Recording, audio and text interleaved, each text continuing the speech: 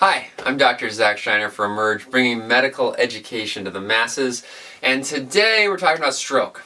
Now, stroke is when you get a blood supply, lack of blood supply to your brain for whatever reason. Now, this is somewhat similar to a heart attack, right? Heart attack has no blood flow to the heart. This is no blood flow to the brain. And so, in an interesting sort of way, we can actually tell by how the patient, how the person is acting, where the problem is, what type of stroke that they are having. So if we break the brain very simply into kind of four different areas, the frontal part, the frontal area of your brain, is involved with personality. And there's an interesting story related to this from the 1800s, where a guy by the name of Phineas Gage was working on the railroads.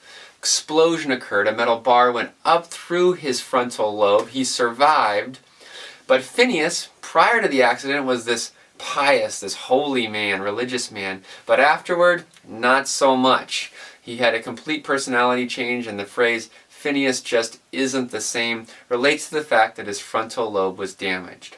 Now, this can actually happen in elderly people as well with a certain type of dementia. So sometimes people get very frustrated by maybe how their grandparent or something starts to act very different, maybe even have not a lot out of inhibition. Maybe they start becoming a different type of person. And this can be related to frontal lobe dysfunction. Alright, second part of the brain is just back of that, the parietal lobe. This is where we start talking about movement and sensation. And so we can actually tell simply by where along their body their deficits are, where along the brain it is. So if their hand is more affected than their face, or their leg is more affected than their arm, this can give us clues to where in the brain this problem is occurring, where this blockage is occurring.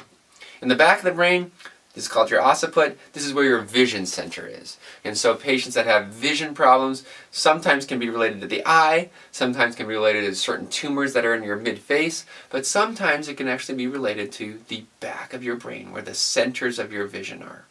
Underneath your head is called your cerebellum, and this is involved with dizziness and can be involved with coordination. So they can have problems with finger to nose, touching your finger. They can have problems with walking in a straight line. So all these things can give us clues to how and where this problem is occurring. So what do we do? Well, it turns out that what our ability to treat stroke is highly dependent on how fast the patient gets treatment. So if they get to the ER with a last known normal in less than a couple hours, then we can start doing advanced treatment on them. So the goal here is get your grandmother, your father, or whoever is having a stroke as quickly to the hospital as possible. Some of these techniques involve doing clot busting medications, and some of them actually involve putting catheters up into the brain, finding the clot, and then pulling it back out. Final thing is, how do we decide if someone is actually having a stroke? Well, sometimes we do it purely clinically. We do it based on what kind of things are happening to them. But oftentimes we need to use imaging. And the most accurate way to get imaging for a stroke is with an MRI.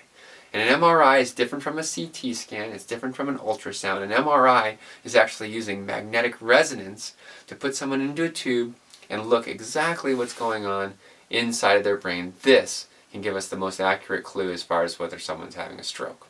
Alright, that's stroke in a nutshell. Up next, traumatic arrest.